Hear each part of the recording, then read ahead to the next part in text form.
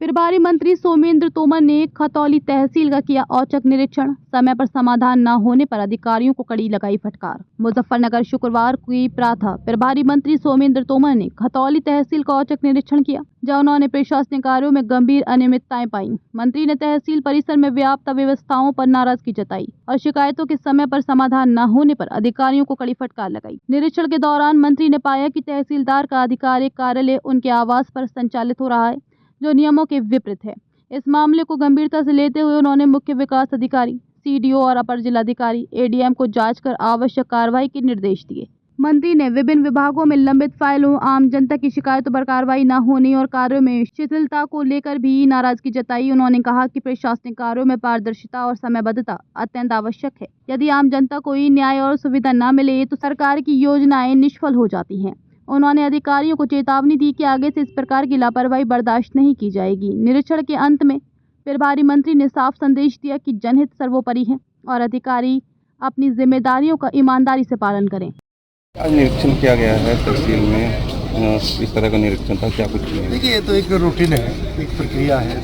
जब ये निरीक्षण होता है, जब जिले के दौरे पे हैं तो हम लोग जो भी जन समस्याओं से जुड़े हुए विषय हैं, जहाँ भी लोग मिलने आते हैं अधिकारियों से, वहाँ सभी जाते हैं कि किस तरह का फीडबैक है। माननीय योगी जी की जो पारदर्शिता सरकार का और महाराज जी की तरफ से स्पष्ट निर्देश है कि कोई भी फरियादी यदि अपनी फरियाद लेकर आता है, कोई भी समस्या सुझाव लेकर आता है, उस पर अधिकारी त्वरित कार्रवाई करें।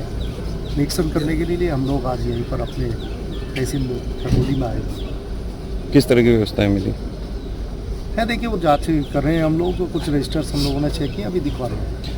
एक मामला चल रहा है जिसमें अखिलेश यादव की फोटो को अम्बेडकर के साथ जोड़कर दिखाया गया, उसमें काफ़ी कुछ विरोध भी हो रहा है, क्या कुछ कहना है आपका उसका? देखिए, ये तो समाजवादी पार्टी और समाजवादी सोच का,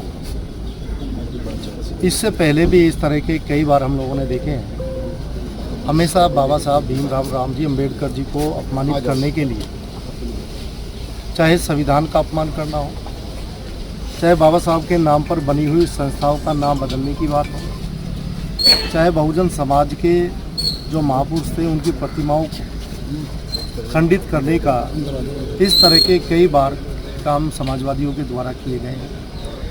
और अखिलेश यादव जी के फ़ोटो को, बाबा साहब के फ़ोटो को काटकर उसमें बराबर में रखना उनकी सोच को दर्शाता है कि किस तरह से समाजवाद की बात करते ज़रूर हैं, लेकिन वो परिवार तक ही सीमित हैं और उनकी निगाह में सिर्फ समाजवादी पार्टी का अध्यक्ष ही सर्वोपरि है, जहां पर पूरे देश को संविधान देने वाले बाबा साहब के अनुयायियों में आक्रोश है। पूरे देश में और प्रदेश में इस घटना से लोग आक्रोशित हैं। जिस तरह से जातिगत जनगणना का कल निर्णय लिया गया, कांग्रेस और समाजवादी पार्टी से अपनी जीत की तरह से देख रही है।